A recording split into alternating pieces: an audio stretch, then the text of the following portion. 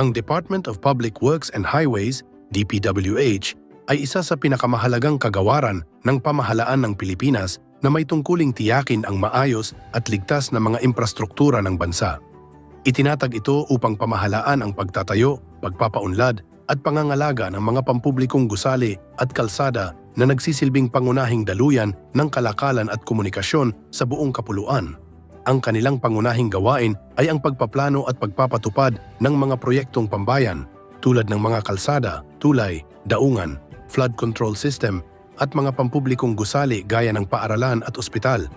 Mahalaga rin ang papel ng DPWH sa pagpapanatili ng mga infrastrukturang ito upang masiguro na ito'y ligtas gamitin at tumutugon sa pangangailangan ng mamamayan.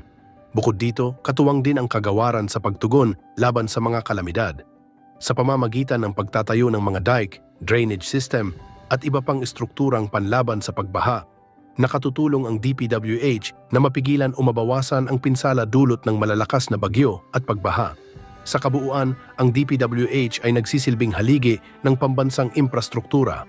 Ang kanilang mga proyekto ay hindi lamang nag-uugnay ng mga lugar at mamamayan, kundi nagbubukas din ng mas maraming pagkakataon para sa pag-unlad ng ekonomiya at maayos na pamumuhay ng bawat Pilipino.